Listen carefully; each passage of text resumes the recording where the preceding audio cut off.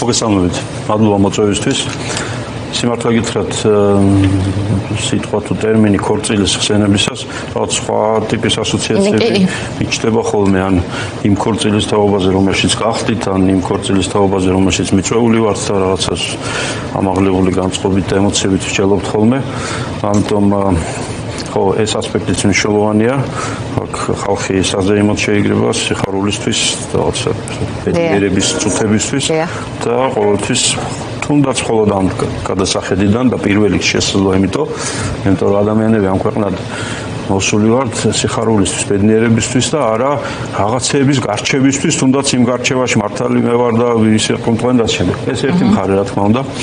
მეორე მე მტკიცებით ფორმით ვერაფერს ვიტყვი ამ კონფლიქტის წარმოშობის მიზეზზე, მით უმეტეს დაგეგმილი პროვოკაციის თაობაზე. მე პირადად უფრო მექნება შთაბეჭდილება, რომ ეს იყო არა დაგეგმილი პროვოკაცია, არამედ შემდგომ ძალიან დიდ და სერიოზულ თემებამდე მისული შესაძლოა რაღაც გაუგებრობა, რომელიც თავის დროზე ვერ და არ აღმოიფხვრა. ახლა რაც შეეხება ამ პროცესში მონაწილე პირების ბრალეულობას თუ არ ვიცი როგორ თქვა, იმიტომ რომ ძალიან ახლა მიჭირს ამ თემას დეტალებზე საუბარი. სასტუმროს ადმინისტრაციის თქვენს მიერ გასაჯაროებული განცხადება მე პირველად მოვისმინე დღეს თქვენს ეთერში და ახალია ახლა ხანს დამრჩა შთაბეჭდილება, რომ მათ ქონია ყველა ზომა მიუღიათ თითქოს. რომ ადრევე აღმოფხვრილიყო და ასე შემდეგ. თუმცა მაინც ვისურვებდი, რომ საქართველოში, რომელსაც ძალიან დიდი და სერიოზული პოტენციალი აქვს ტურისტული ეკონომიკის, მეტად ვიყოთ მზად ყველაფრისთვის. მათ შორის იმისთვისაც, როდესაც ერთდაიმე სივრცეში ტარდება მასობრივი ღონისძიება, იქ სხვებიც ისვენებენ და ასე შემდეგ. ანუ წინასწარ ცოტა მეტად დავიჭიროთ თადარიგი, იმის რომ რაღაცები ავიცილოთ თავიდან. ახლა ყველა ვართ ასე თუ ისე ნამყოფი სხვადასხვა ტურისტულ ქვეყნებში და ვიცით რა მაღალ დონეზეა იქ ამ ტიპის ორგანიზება, მენეჯმენტი, უსაფრთხოება და ასე შემდეგ. ახლა რაც შეეხება პრობლემის მთავარ ნაწილს. და ეს მთავარი ნაწილი დაიყვანება არც მეტი არც ნაკლები რუსულ-ქართულ ურთიერთობებამდე. და ამ საკითხში უკვე ვერც სასტუმროს ადმინისტრაცია, ვერც რომელიმე უსაფრთხოების სამსახურის თანამშრომელი, ვერც რომელიმე ჟურნალისტი ან კომენტატორი ან ექსპერტი ვერაფერს ვერ გავხსნებით, თუ კი ეს საკითხი არ მოგვარდა და მოწესრიგდა და სწორი პოლიტიკა არ გატარდა სახელმწიფოს დონეზე. რა მაქვს მხედველობაში ძალიან მოკლედ გეტყვით, ჩემმა კოლეგებმა ლელოდან არაერთხელ გაიხსენეს ჩვენი ეს ინიციატივა, რომელიც თავის დროზე გამოაქვეყნეთ მიმართეთ ხელისუფლებას, რომ საქართველოში შემოსვლის მსურველი რუსეთის მოქალაქე საზღვარზე წარადგენს პასპორტს და ამბობს, რომ მე ვარ აი იმ ქვეყნის მოქალაქე და მე მსურს თქვენს ქვეყანაში შემოსვლა. თქვენს ქვეყანაში შემოსვლა რას ნიშნავს? რა არის ეს ქვეყანა? სად ვრცელდება ამ ქვეყნის იურისდიქცია და ასე შემდეგ. აი სწორედ იმიტომ, რომ საქართველოს ტერიტორიების მნიშვნელოვანი ნაწილი ოკუპირებულია და პრაქტიკულად მიდის ანექსიისკენ რუსეთის პოლიტიკა ამ ტერიტორიების, ჩვენ გვაქვს, მე მგონი, არა მხოლოდ უფლება მორალურ-პოლიტიკური, არამედ მორალურ-პოლიტიკური ვალდებულება ეს საკითხი სამართლებრივ სიბრტყეში გადავიტანოთ და დავსვათ საკითხი ძალიან მარტივად. კი ბატონო, მობრძანდით ჩვენს ლამაზ ქვეყანაში, თქვენ სისიამოვნებთ თუ გაქვთ რაიმე დაგეგმილი, მაგრამ მოგვიწერეთ ხელი ძალიან პატარა დოკუმენტზე, რომელშიც წერია თუ რომელ ქვეყანაში შემოდიხართ. და ამ ქვეყნის იურისდიქცია თქვენი წარმოდგენით სადამდე ვრცელდება. ანუ აღიარებთ თუ არა საქართველოს ტერიტორიულ მთლიანობას? აღიარებთ საზღვრებში. ანუ ამ ქვეყანაში შემოდიხარ, ეს ქვეყანა ასეთია. ამიტომ ესე იგი თუ შეიძლება ამაზე შევთანხმდეთ, რომ თქვენ ამ ქვეყანაში შემოდიხართ და რა იმ ქვეყანაში რომელსაც თქვენი ხელისუფლება თქვენ იქ რუსეთში წარმოგიჩენთ, რომ საქართველოსგან აი ესღა დარჩაო, ესენიო დამოუკიდებელი სახელმწიფოები არიანო და თან ჩემთან შემოერთება უნდათ და მალე რუსეთის ნაწილები გახდებიანო. ანუ ჩამოყალიბდით. ხომ არ მოვდივართ მოსკოვში, ან რა ვიცი, ვლადივოსტოკში, ან ტიუმენში და იქ არ გეკითხებით კონკრეტულ მოქალაქეებს რამეს. არც ბოლომდე პასუხისმგებლობას არ გაკისრებთ თქვენ შესაძლოა თქვენი ხელისუფლების წინააღმდეგი ხართ ბევრ საკითხში. მაგრამ აი თუ ჩემს ქვეყანაში შემოდიხარ, მე მინდა ვიყო დარწმუნებული, რომ თქვენს და ნებისმიერი სხვა მოქალაქეებს მსოფლიო ქვეყნის ამ ჩემს პატარა ლამაზ ქვეყანას აღიარებს ისეთად, იმხელად და მის იურისდიქციას ცნობს იმ ტერიტორიაზე, რაც აღიარებულია ყველას მიერ გარდა რუსეთის და კიდე ორი. კი ბატონო. და ეს არ იქნება რომელიმე კონკრეტული ბარის, კაფის ან რესტორნის თემა, რომ ამაზე ხელი მოეწოს, იქნება სახელმწიფოებრივი პოლიტიკა. ეს იქნება ძალიან მნიშვნელოვანი. არაფრის დამავალდებულებელი, გარდა იმისა, რომ გარდა ფაქტის აღიარებისა. მოდიხარ აქ, ხო, აღიარე სად შემოხვედი, სად მოხვედი.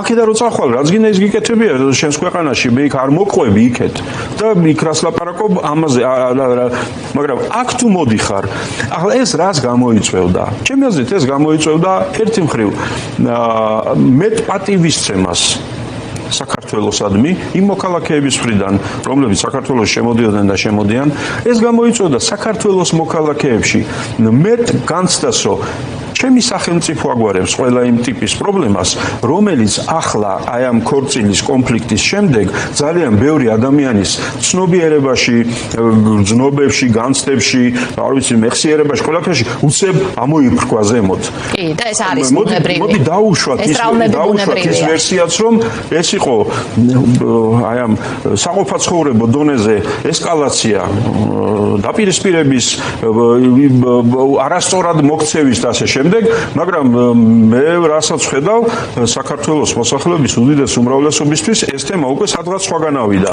და აქ ჩაერთო ძალიან ბევრი რამ. ამიტომ მოქალაქეებს გვინდა გქონდეს განცდა, რომ ჩვენი სახელმწიფო ასეთ პრინციპულ და მნიშვნელოვან საკითხებში არის მოწოდების სიმაღლეზე, იცავს პრინციპებს, იცავს მოქალაქეთა უფლებებს, მათ შორის საქართველოში კანონიერად ყოფი მოქალაქეების უფლებებს, მიუხედავად მათი ეროვნებისა და პოლიტიკური შეხედულებებისა, მაგრამ უპირველეს ყოვლისა ჩვენ გვაქვს განცდა, რომ ჩვენი სახელმწიფო დაცულია, პრინციპები შესრულებულია და ეს ძალიან ბევრ ასეთ შესაძლო საყოფაცხოვრებო თუ რაღაცა სხვა ტიპის კონფლიქტს ამხელა რეგისტრში არ გადაიყვანს, სადაც ახლა ეს გადასული. კი ბატონო, მოდი დავუშვათ არაფერია გამორიცხული.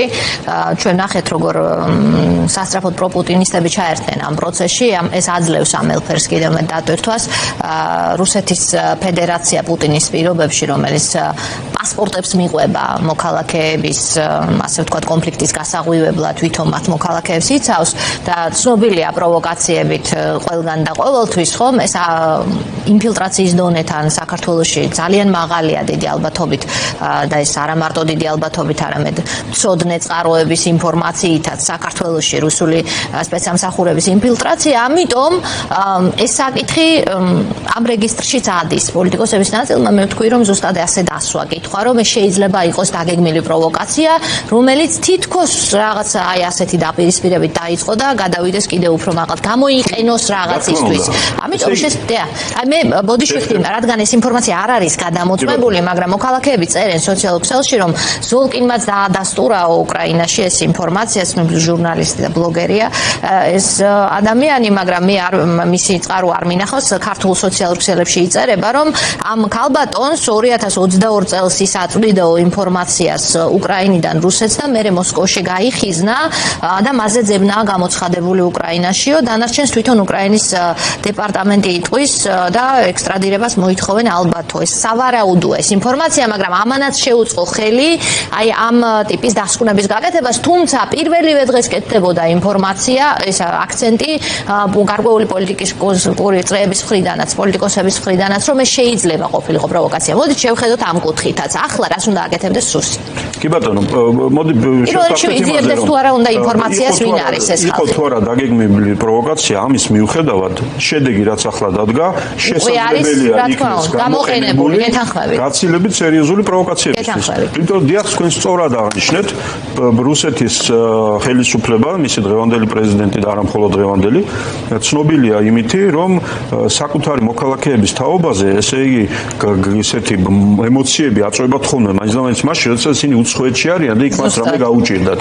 რუსეთის შიგნით მაცავე მოქალაქეებს რა ემართებათ, ან შიმშილით რა დღეში არიან, ან რა უკრაინაში საზარბაზნე ხორცაცა ამადენი ასობით ათასი ადამიანი და საერთოდ რა დღეშია ის მოსახლეობა, ეს არ აინტერესებს. მაგრამ მე ჩემი მოქალაქეების ინტერესების დასაცავად მე ეს დავიწყეო, იქ შევარდიო, გამოვარდიო, იქ ვისროლეო, იმას ჩაუკეტეო, ეს ავსგზალეო და ასე შემდეგ. ამიტომ იმ ვითარებაში, როდესაც აგერ ცხინვალის მიმართულებით ბოლო კვირების განმავლობაში გამთარებული მოვლენები სრულიად ნათლად ვიგვანიშნებს, რომ რუსეთის ხელისუფლება არად დაგიდევთ საქართველოს ხელისუფლების იმ ენის მოჩლექით საუბრებს და იმ ანტი-ევროპულ და ანტიდასავლურ პოლიტიკას, რომელთაც ერთ-ერთში შედან რუსულ ხაზებზე და ამის მიუხედავად ძალიან ისე მეთოდურად ავითარებს იმ პოლიტიკას ყოველშვაში, როგორც მინიმუმ შიდა სარგებლობისთვის, რომ სადაცაა საქართველოს ტერიტორია უკვე რაღაც ოკუპირებული და რაღაც ის კი არა, რუსეთის ტერიტორია შეიძლება გამოვაცხადო. ამაზე წამსვლელი და ამ ტიპის პროპაგანდისტული და რაღაცა კუნთების თამაშის გამართავი ხელისუფლებისგან რა გასაკვირია, რომ ასეთი ფაქტი გამოყენებული იქნეს სწორედ მომავალი და შემდგომი პროვოკაციისთვის. ახლა, ასეთ ვითარებაში, მიუხედავად იმისა, რომ ყველანი საქართველოს მოქალაქენი ვართ თანასწორნი იმაში, რომ რაღაცით გაუბრაზდეთ რაღაცა მოგვინდეს რომ ამე ჩავიდინოთ, რაღაცა გავაკეთოთ და ასე შემდეგ, ჩვენი ქვეყნის, ჩვენი ღირსების, ჩვენი არის ტრადიციების და ყველაფრის დასაცავად, აქ პასუხისმგებლობას გვაკისრია ყველას. ამიტომ მე მინდა ვისურვო, რომ ხვალ და ზეგ გავსი შემთხვევის პირობებში ვიყოთ განსაკუთრებით ფრთხილად. და აი ესე მოქალაქეები ჩავერთვებით რაღაცა სიმართლის გარჩევაში, გარკვევაში, კონფლიქტურ სიტუაციებში და ასე შემდეგ. ჩვენ დაგვავიწყდება რომ ვართ ძალიან რთულ ვითარებაში და ასეთ ვითარებაში მეტი სიფხიზლეა საჭირო ყველგან და ყოველთვის, რომ არ გამოიყენოს მტერმა რაიმე თავისი მიზნებისთვის. ეს ერთი, მეორე, ძალიან მნიშვნელოვანია, რომ ამ საქმის გამოძიების პროცესში, რომელიც დაწყებულია, არ აღმოჩნდეს არც ერთი მისხალი კონტრ რაღაცა ზომების. ერთი მხრივ არც ის, რომ საქართველოს ხელისუფლებამ ახლა ემან რუსეთის ხელისუფლება არ გაგვიბრაზდესო და სამაგალითოდ არ დაიწყოს დასჯა იმ ადამიანების, რომლებიც მონაწილეობდნენ ქორწილის მონაწილეთა მხრიდან, ეს არავითარ შემთხვევაში, იმიტომ რომ ეს იქნება უმძიმესი ამბავი და გაცილებით რთულ შედეგებამდე მივიყვანს და არც პირიქით, რომ თუ ვინმე დაზარალებულია იქ და ის არ არის საქართველოს მოქალაქე, რა განზრახვა ქონდა, სანამ ეს არ არის გარკვეული, მისი უსაფრთხოებას დაცული უნდა იყოს, მისი ასევე ღირსებაც და ფიზიკური კარგად ყოფნა და ასე შემდეგ. ზოგადად ის ამბავი, რომ როდესაც ჩხუბია გინდ ქუჩაში ხდებოდეს, გინდ მამაკაცებს შორის, მით უმეტეს მამაკაცი და ქალები და ასე შემდეგ, აქ რაღაცა რომელიმე წინსწრებად მიკერძოებული პოზიციის დაკავება ასეთ ვითარებაში, როდესაც ძალიან ცხელი თემაა, იქნება ძალიან სახიფათო. ამ თვალსაზრისით თქვენ უკვე აღნიშნეთ, მე ვისურვებდი, რომ ამ ქვეყანაში გვყავდეს ბოლოს და ბოლოს სამართალდამცავი სისტემა, რომლებიც პოლიტიკოსები კი არ არიან, პროკურორები და პოლიციელები არიან და გვყავდეს მედია, რომელიც პოლიტიკურ დაკვეთებს კი არ ახმოვანებს, იმიტომ რომ ისინი არიან გამტარი პოლიტიკური გადაწყვეტილებების, რაც ბრძანეთ, რომ პროკურორი ამბობს, მე ჯერ არაფერი ვიცი, თქვენ საიდან იცით, აი ეს უბედურებები არ უნდა ხდებოდეს. მაშინ მეც მექნება განცდა, რომ თუ მოხდა რამე, ვინმე რამე ჩაიდინა იმის გამოკვლევისას, პროკურორი თუ რა ვიცი, სხვა იხემძღვანელებს ფაქტებით და კანონით და არა რაღაცა განაბული, რომ ეხლა საიდან დაფერავ სიო. პუტინი გააკეთებს რამე ისეთ განცხადებას. ეგრევე მოდი ჩვენ ვინმე დავშაზოთ და კიდე მივამატოთ იმ მომღერლები და მოცეკვავეები, რომ იმან ხმა არ მოიღოს. ან საქართველოში მოქალაქეები აღშფოთდნენ, ეს რა ჩაიდინეს იმათო? ხო, ახლა მოდი დავიწყოთ რაღაცების მცდელობა, რომ შევცვალო საქმე. გამოძიება უნდა იყოს გამოძიება პოლიტიკური ლიდერისაც, მეკორწილისაც, მომღერლისაც, სტუმრისაც, ტურისტისაც და ყველას მიმართ. მაშინ ქვეყანა დამშვიდდება. ხო, მაგრამ პარალელურად თუ შევხედოთ რა ხდება ჩვენს სამართალდამცავ სისტემაში და სასამართლოდან დაწყებული ყველა პოლიტიკური დავალების შემსრულებელი, ამოთ ამ პოლიტიკურ კონტექსტზე გადავიდეთ ახლა საბოტაჟის საქმე მაგალითად თქვენ ლიდერებს ემუქრება მათ შორის რამდენიმე წლიანი ციხით და პოლიტიკური ველის მოსუფთავება არ აქვს დაგეგმილი ივანიშვილს როგორც ირკვევა აგვისტოს ბოლომდე პოლიტიკური პარტიების აკრძალვა პარალელურად აი ბანდათო თქვენ ხართ პარლამენტის ყოფილი თავმჯდომარე არაერთი პოლიტიკური პროცესის მონაწილე ამ ქვეყანაში ხომ რა ეტაპია ახლა ივანიშვილი ხურავს ფაქტობრივად ამ ქვეყანას პოლიტიკისთვის და რამდენად გამოუვა ეს ასე პირდაპირ მინდა გითხოთ და მოკლედ მოკლე პასუხია რომ არ გამოუვა უნდა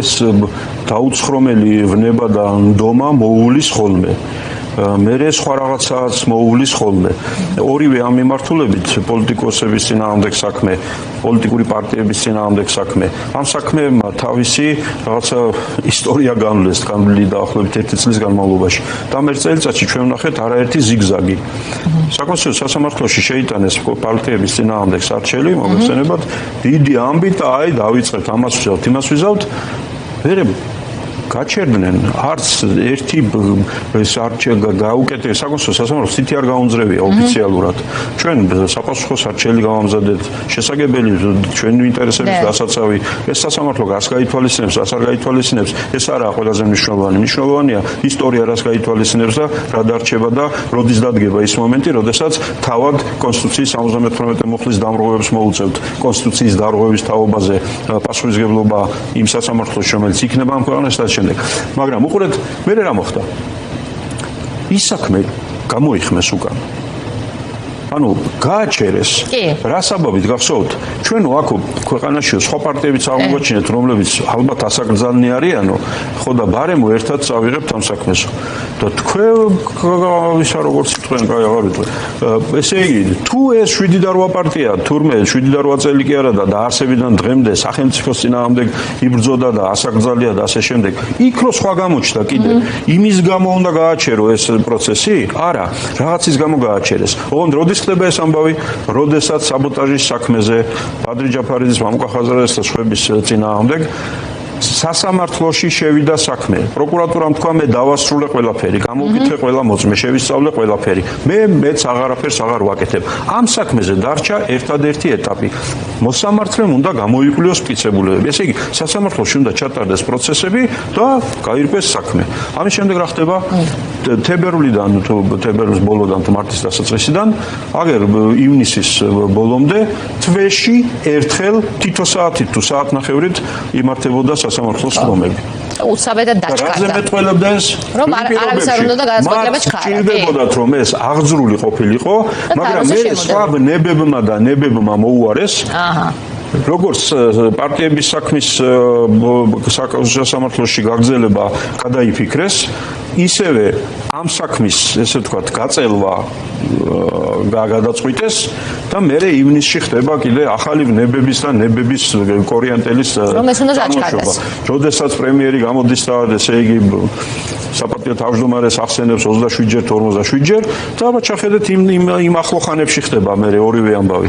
საკონსტიტუციო სასამართლოსთან დაკავშირებული თემა. ეხლა საბოტაჟის საქმეზე მოდი კვირაში 3-ჯერ შევიკრიბოთ და სასწრაფოდ ამჯერ შუა ზაფხულში, როდესაც ყველანი ზოგადად სასამართლო და სამართალდამცავ სისტემაშიც ნელდება ხოლმე პროცესი ზაფხულის გამო, აქ სასწრაფოდ. ანუ დღეს გეზი აღებული აქვს აქეთ. დაჭერა აკრძალეს. მაგრამ ახლა უყურეთ.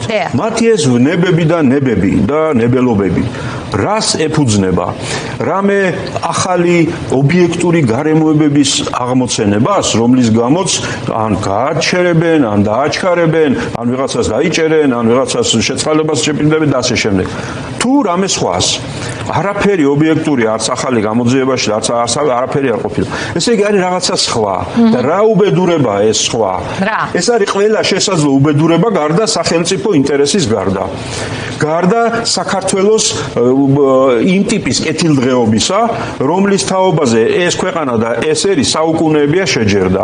რომ ჩვენ გვინდა თავისუფლება, ჩვენ გვინდა სიმდიდრე, ჩვენ გვინდა კეთილდღეობა ადამიანების და დღევანდელ და რო გაიხედა 200 წლის უკან და გაიხედა კიდე 100 წლის შემდეგ, ყველაფერი ერთად, რომ თავისუფალიც იყოს ადამიანი, ღირსეულადაც იცხოვროს თავის ქვეყანაში, შემოსავალიც ჰქონდეს, კეთილდღეობა ჰქონდეს, სახელმწიფო იცავდეს. დასავლეთის გარეშე არ გამოდის. ეს სადაც არის, იქით არის ჩვენი ორიენტირი. ჩვენი წინაპრები სხვა ეპოქებში 500 წლის წინ, 700 წლის წინ, 1500 წლის წინ ასევე იყურებოდნენ გარშემო და სადაც ჩემი ქვეყნისთვის უკეთესი გარემო მეგულება, იმასთან ვამყარებ კავშირსო. ჩემი ქვეყანაა ნომერი პირველიო. მე ვერ ვმართავ მთელ მსოფლიოსო. მსოფლიოში უამრავი პროცესებია, მაგრამ სადაც უკეთეს ხედავ, მივდივარ იქეთ. აი ეს უკეთესი საუკუნეების განმავლობაში გამოკვეთილი, თავისი ქრისტიანული ფესვებით, თავისი ისტორიული ფესვებით. აი იქით სვლას რომ რამაც უნდა მოუტანოს ამ ქვეყანას, კიდევ ემარ რომ ერთდროულად კეთილდღეობაც, კარგად ცხოვრება, თავისუფლებაც, ანუ ღირსეულად ცხოვრება და უსაფრთხოებაც, რომ არც შიგნით კრიმინალი მეშინოდეს, გინდა ქურდული სამყაროს და გინდა მკვლელის და გინდა შემოსული ტურისტის და ასე მოქცეულის, რა ვიცი როგორც არის. და არც რომელიმე სახელმწიფოს, რომელიც შემოვარდება, რაღაც ტერიტორიას თაც დაადებს, ეს ჩემიაო. აი ამ ყველაფერს ერთდროულად რო გავუმკლავდეთ, ამიტომ მივდივართ იქ. ხო, აი ამ მიმართულებით სვლის გარდა, ყველა შესაძლო სხვა ამბავია. პერსონალური რაღაც ურთიერთობები, რაღაც ფინანსური თემები, იქ რაღაცა სანქციები, ვერ მიღწეული გადატვირთვა, ვერ მიღწეული გადატვირთვა. ალბათ ყველა გზა მაინც ივანიშვილისთვის აქეთკენ მინდის მისი ფინანსებისა და ძალაუფლებაში გამყარების სურვილი ფინანსების შენარჩუნების უკავშირდება ტიფე ლეგიტიმაციის გამყარებას, რაც ჯერჯერობით არ გამოსდის და გადატვირთვას არა ევროკავშირთან, მას მიაჩნია რომ ამერიკასთან უნდა გადაიტვირთვას, ოღონდ გადატვირთვას ის გულისხმობს, მიმიღეთ ასეთი როგორიც ვარ, მე ვარ ასეთი. თქვენ მაღიარეთ, მომეცით სუფთა ფურცელი და იქიდან დავიწყოთ. ჩემი აზრით პრობლემები მაშინ გამწვავდა, როდესაც მან დაინახა, რომ მან ვერ შეძლო ისეთად გახდომა, რაც გამოაცხადა, რომ მე ასეთი ლიდერი ვიქნებიო, ვერც საქართველოს მოქალაქეების უმრავლესობისთვის ვერ შეძლო, რაც თქვა, და ვერც იმ დემოკრატიული სამყაროს ლიდერებისთვის დემოკრატიის გავაოცებო რო პირდება. ანუ ეს მან ვერ შეძლო და მას, რომელსაც საკუთარი თავი ყოვლის შემძლედ მიაჩნდა და ახლა ეს ენგრევა, იმიტომ რომ ეს ვერ შეძლო. ვერც შიგნით, ვერც გარეთ. ახლა ესე იგი გადავიდა ამ ტიპის შანტაჟზე, შიგნითაც და გარეთაც. ხო, ის ვერ შევძელი, რაც მოვინდომე, გამოვაცხადე, შეკვირდით. მაგრამ გეოგრაფიას ვერაფერს უზამთო გეუბნება. ახლა ესე იგი, კეთილინებელთა ჩემს პირობებზე, აი მე როგორიც ვარ, ასეთი მიმიღეთ და მაინც თაყვანი მეცით. ქვეყნის შიგნითაც და ქვეყნის გარეთაც. რატომ იქიდან რომ ეკითხებიან, ესენი პასუხობენ მათი ლიდერების პირით, იმიტომ რომ გეოგრაფიულად აქ ვართ და ვერ აგვწდებითო. ეს არის ერთადერთი, რაზეც აქცენტს აკეთებ. არა, ესე უნდა ამ ყველა მათი პასუხის უკან იმალება ის ძალიან ცნობილი ამბავი, ეს 10,000 ჯერ აღწერილი სამეცნიერო ლიტერატურაშიც, მხატვრულ ლიტერატურაშიც, პოეზიაშიც და ყველგან და ყველგან. სახელმწიფო ეს მე ვარ. ანუ ის ცნობიერება, რომელიც სწორედ იმ სამყაროში შეიცვალა, რომ ესე იგი ხელისუფლების წყარო არა ხალხი, არამედ მონარქი, იმპერატორი, არ ვიცი, ვიღაცა კიდე ფაშა, სულტანი და ასე შემდეგ. და ესე იგი ის ალაგებს ქვევით ყველაფერს. ის განსაზღვრავს როგორ მაგრამ ვერ დაალაგაო თქვენ თვითონ თქვით და ამას აქვს შედეგები რომ ვერ დაალაგა. აი ტრამპის წერილს დააფრიალებენ წინ და უკან ტრამპისგან წერილი მოგვივიდა. მე მოხარული ვარ რომ დააფრიალებენ, რაც შეიძლება მეტი აფრიალონ, ეს ძალიან მალე, ძალიან კონკრეტულ საკითხებთან დააყენებს ამ ხელისუფლებას, იმიტომ რომ ამ წერილში რაც ნათქვამია არის ის რომ დიახ ამერიკის შეერთებული შტატები საუკუნეების განმავლობაში პრინციპების და იდეალების ერთგული რო ვიყავით, ერთგულებას ვაგრძელებთ და გავაგრძელებთ ხვალას და ზეგაც. ეს იმასაც ნიშნავს, რომ საქართველოს და ამერიკის შეერთებული შტატების ურთიერთობა როდიდან დაიწყო? მაგერ სულ რაღაც 35 წლის წინ, ხო? ანუ ეს არ არის დიდი ხნის ისტორია, რომ დამოუკიდებელი საქართველოს და შეერთებული შტატები რამეში თანამშრომლობენ. ჩვენი სტრატეგიული პარტნიორობა და ურთიერთობა დაფუძნებული იყო იმ პრინციპებზე და იდეალებზე, რაც თავისუფალ სამყაროს ჰქონდა და მის ერთ-ერთ მედროშეს ამერიკის შეერთებულ შტატებში. ჩვენ გავიზიარეთ. ანუ ისინი ამბობენ, რომ ჩვენ ისე ვიქვართ და ჩვენი ხელისუფლების წარმომადგენლები რო გამოდიან და ესე იგი თურმე ჩვენი საქართველოს და ამერიკის შეერთებული შტატების ურთიერთობა სტრატეგიული ეს ფარატინა ქაღალდი ყოფილა თურმე. აბა რა მოყვა ამას? ხომ შედეგი არაფერი არ მოყოლია და ესე იგი და რას მოყვა შედეგი ვისთან სტრატეგიულ ურთიერთობას და ვისთან მიისწრაფიან და ასე ხო ასე თავგზავნეული ხალხი რაც მე მაღლა აფრიალებს ამ საპასუხო წერილს დიდწილად იმ წერილს რომელიც ასე დროს იგზავნება ხოლმე მინუსის საპასუხოდ მაგრამ მე ვისურვებდი რომ ეს არ იყოს პროტოკოლური მე მართლა ვისურვებდი ეს არის ჩემი პერსონალური პოზიცია და მე პოზიციაზეა რომ შეერთებული შტატების რაც შეიძლება მეტი ყურადღება მოტრიალდეს საქართველოსკენ. მაგრამ როდის მოტრიალდება ეს ბანდათო? მოტრიალდება იმ შემთხვევაში თუ აქ იქნება სუვერენული ლიდერი, რომელსაც ავტორიტარი შესაძლოა, მაგრამ სუვერენული ლიდერი, რომელიც გადაწყვეტილებებს მიიღებს ადგილზე და სანდო ლიდერი. დასავლეთმა არაერთხელ გამოსცადა, რომ ივანიშვილი არ არის სანდო. ამათ გონიათ, რომ რასაც შეერთებული შტატების ელს აბრალებდნენ და შეურაცხყოფდნენ, ეს იყო პერსონალური შეურაცხყოფა იმ ადამიანის. ეს არის ელემენტარული, ახლაც იმეორებენ და გონიათ რომ ესე იგი ეს ამითი ასიამოვნებენ ტრამპს, იმიტომ რომ ის დემოკრატებთან ძალიან ბევრ საკითხში არის სხვა პოზიციაზე. ეს ამ ტიპის ვითარებაში კიდევ იმეორებ, საქართველოსკენ რაც მეტი ყურადღება იქნება შეერთებული შტატების მხრიდან, მით მეტად და უკეთ გამოჩნდება გამოსავალიც ამ კერძოდ ის რომ საქართველოს მოსახლეობას პოლიტიკურ კლასს არ ვიცი თითოეული მოქალაქეს ჩვენ გვაქვს არა მხოლოდ სურვილი არამედ შესაძლებლობა ძალა ჟინიც და რა ვიცი გეგმაც და სურვილიც რომ გავაგრძელოთ ჩვენი ზღვა თავისუფლებისკენ და ღირსეული ადგილისკენ მსოფლიო რუკაზე და ამის დამნახავნი ისინი და იმასაც დაინახავენ გასაგებია დღეს არსებული ხელისუფლება ეს არის დროებითი მოვლენა შეერთებულ შტატებს და დიდ ქვეყნებს მსოფლიოში უამრავჯერ უნახავთ მსგავსი რაღაცა ანომალიები, როდესაც ვიღაცას თავის თავზე წარმოდგენები გასჩენია უზარმაზარი, ხან პატარა ქვეყანა ყოფილა, ხან დიდი ეს მაგრამ მათთვის მთავარია დაინახონ ერი და საზოგადოება გრძელვადიან პერსპექტივაში საით მიდის რა უნდა რა იდეალები აქვს რუსეთის დემოკრატიზაციაც უნდა დასავლეთს მაგრამ აგერ იარეს და 30 წელი ნახეს რომ არ გამოდის ახლა საქართველოსთან მიმართებაში რამე მსგავსი არ უნდა დაგვემართოს დამისთვის რა არის საჭირო გარდა იმისა რომ ივანიშვილი თუ მისი მთავრობა რასაფუჭებს ამაზე ვილაპარაკოთ ისიც ვილაპარაკოთ ჩვენი მოქალაქეების გასაგონად და დასანახადაც და სოფლიოს და გასაგონად და დასანახადაც თუ როგორი ქვეყანა და საქართველოს წარმოგვიდგენია ყველგან და ყოველთვის ქორწილში განვითარებული კონფლიქტი და მასთან გამკლავების ავიცი პოზიციონირება და ვერსიები იქნება თუ გლობალური საკითხებისადმი დამოკიდებულება თუ თითოეული მოქალაქისადმი დამოკიდებულება კი ბატონო და ბოლოსკენ მინდა კითხოთ ბანდათო ავტორიტარიზმში არ არსებობს ზუსტი ფორმულები ეს გასაგებია მაგრამ ყველაფერს აქვს მაინც განვითარების გამოცდილი გზა ეს ხომ საქართველოში არ არის პირველად რაც ახლა ხდება ჩვენს თავს. ამიტომ გეკითხებით ამ პერსპექტივიდან, იმ შემთხვევაში თუ ის დაიჭერს პოლიტიკურ ლიდერებს ან აიძულებს რომ ქვეყანა დატოვოს, იმ შემთხვევაში თუ აკრძალავს პოლიტიკურ პარტიებს, კიდევ უფრო შეზღუდავს აქ კრიტიკულ მედიას და ასე შემდგომ, ფიქრობ თუ არა რომ ბრძოლის სტრატეგია, მეთოდები, ტაქტიკა, გადასახედი აქვს მარტო ოპოზიციურ კლასს აღარ ალბათ თუ ყველას დაიჭერს ის იმ ხალხს ერთად, ვინც დარჩა ამ ქვეყანაში, კრიტიკულად მოაზროვნე და ვისაც უნდა რომ ეს ქვეყანა არ დარჩეს რუსეთის უკანა ეზოდ და კონდეს დასავლური ცივილიზაციის ნაწილად ყოფნის შანსი. იცით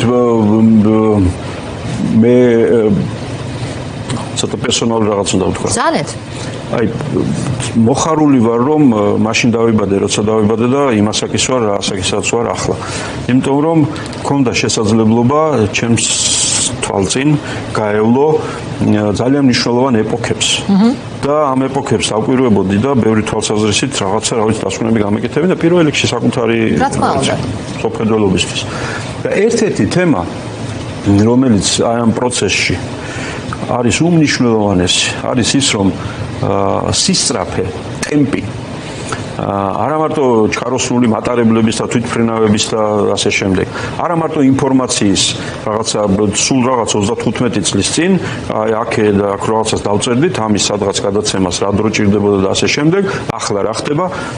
აქაც ერთდროულად რაღაც მოცემულ 1 საათში რამდენ ინფორმაციას ვიღებთ, რამდენზე მიგვიწვდება ხელი, მარტო იმაზე არა, რასაც რაღაცა გვეუბნება, მე რასაც მე თვითონ მოვძებნი და უკავშირდებდი და შემდეგ. მე ამისი გადამუშავება, მე აქედან დასვენეთ უზარმაზარი ცვლილებებია კაცობრიობის მასშტაბით. მარტო ამიტომ ერთ წუთი გავანებოთ თავი ივანიშვილს და რა ვიცი ვიღაცას და იმ პრეზიდენტს და ამ პრეზიდენტს. მარტო ამიტომ ჩვენ არ გვაქვს იმისი ფუფუნება გავაგრძელოთ ჩვენი ცხოვრება ისე როგორც მგონია რომ ხშირად ვაგრძელებთ ხოლმე. ძალიან ბევრი დოქტრინა, ძალიან ბევრი წარმოდგენა, მათ შორის იმაზე, აი პოლიტიკა რა არის, პოლიტიკოსი ვინ არის, მოქალაქის როლი და ადგილი, არჩევნები, პარტია, მრავალპარტიულობა, იდეოლოგიები და შემდეგ. ეს ფუნდამენტური საკითხებია. მე მინდა დავინახო რომ საქართველოში ამ თემამ ყველანი ცოტა იყოს შეგვძრა და გამოგვაფხიზლა. იმიტომ რომ თუ ჩამოვრჩით ამ პროცესებს, ისედაც ძალიან უკანიდან დავიწყეთ, ხო? 90-იან წლებში ჩვენ დამოუკიდებლობის მოპოვების დროს სოფლიო იყო უკვე სადღაც. ჩვენთან ერთად საბჭოთა სისტემიდან გათავისუფლებული ერები და ქვეყნები გაეკიდნენ იმ მატარებელს, ზოგი შეახტა, ზოგი ჩაება, ზოგი ჩამოვარდა, ეხლა ხელახლა ადის და მთელი ამბავია. ჩვენ ისედაც უკან ვიყავით. და ახლა კიდე უკან დარჩენა ეს ძალიან რთული იქნება. ამ ყველაფერში მე კიდევ ვიმეორებ. ივანიშვილი ამას აკეთებს. რუსეთი ამას გვიკეთებს. და აბა ახლა ჩვენ რა ვქნათ, აი ამ დღეში ვართ, ეს არაფრით არ შეიძლება. ყველა კონკრეტულ საკითხზე ჩვენ უნდა გქონდეს ძალიან მკაფიო აზრი, პოზიცია, ხედვა, გეგმა. მიუხედავად იმისა, რომ დღეს ივანიშვილი ამას აკეთებს. ჩვენ განათლების პროცესში გჭირდება ეს. მიუხედავად იმისა, რომ ჩვენ ევროპასთან ურთიერთობა კი არ გავაღრმავეთ, მაგრამ ამ დღეში ვართ. ჩვენ ვაგრძელებთ აქეთ-იქით ყურებას და იმის გააზრებას, რომ ხვალ და ზეგ სად უნდა ჩავერთოთ. ჩვენ უფრო მომზადებულები, ვიდრე 90-იან წლების დასაწყისში ვიყავით, როდესაც თვალისწინებით დავდიოდით, რომელ ორგანიზაციაში გავწევრიანდეთ, ეს სავაჭრო ორგანიზაცია მსოფლიოზე რაღა, ევროსაბჭო რითი განსხვავდება ევროკავშირისგან და ასე შემდეგ. დღეს ამავე მასშტაბის ცვლილებები ხდება, ჩვენი ქვეყანა, რომელიც ჩვენი ქვეყანა და ვერანაირი მე-5 თუ მე-9 თუ 57 პრეზიდენტი ვერ წაიღებს ამ ქვეყანას და ამ ერს, ამ ასე უნდა ვუპატრონოთ. სანამ რეალური პატრონობის საშუალება მოგვეცემა, ამ პატრონობის გეზი, გეგმა პროცესში უნდა ვიყოთ ჩართული. ამიტომ უნდა ვიყოთ ყველგან, სადაც ეს შესაძლებელია. ხელოვნური ინტელექტის თაობაზე კონფერენციებზეც, რაღაცა კავკასიის რეგიონში მიმდინარე პროექტების განხილვის დროსაც, მიუხედავად იმისა, რომ ჩვენ ასე აღარ გვიყურებენ, როგორც გვიყურებდნენ. ამერიკის შეერთებული შტატების პოლიტიკა, რომელიც საქართველოსთან გაყინულია, მაგრამ ჩვენ არ უნდა გავყინოთ იქეთ. ჩვენ ამ შემთხვევაში ვისაც წარმოგვიდგენია, რომ ეს სწორია და კარგია. ვერ დაველაპარაკებით ყოველდღე მინისტრს, როგორც მინისტრი დაელაპარაკებოდა, მაგრამ დაველაპარაკებით სხვებს, ვინც ამ თემაზე იქ მუშაობენ. მოკლედ, თქვენს მოკლე კითხვაზე ცოტა გრძელი პასუხი გამომივიდა, მაგრამ ცოტა კი არა, ფუნდამენტურად გვაქვს ძალიან ბევრი რამ გადასააზრებელი და არ შეიძლება ვიყოთ არც ერთ მთავრობაზე იმ დონეზე დამოკიდებული და ჩამოკიდებული, როგორც ვართ. ეს იმიტომ, რომ ჩვენ ჯერ კიდე აი ქვეშევრდომთა საზოგადოებად ვრჩებით ძალიან ხშირად ხოლმე და არა მოქალაქეთა საზოგადოებად. ანუ ძალიან ბევრის ჩვენს ცნობიერებაში ბევრის უფლებას ვაძლევთ მთავრობას თუ ვიღაცებს და რაღაცა მასზე დამოკიდებული ხდები ჩემს ფიქრებშიც კი, რომ თითქოს იმის იქ არსებობა არის დაუძლეველი წინააღმდეგობა იმისა, რომ მე თუ მაქვს კონკრეტული აზრი როგორ უშველო რაგბის თუ ფეხბურთს თუ არ ვიცი მედია როგორ იყოს უკეთესი, რომ ის მიგზავნოს ამაზე ფიქრში. არა, უნდა მოვძებნოთ ჩვენი თანამოაზრეები და უნდა გავაგრძელოთ ფიქრი, აზროვნება. დიახ, ძალიან მნიშვნელოვანი ცვლილებები გჭირდება. დიდი მადლობა.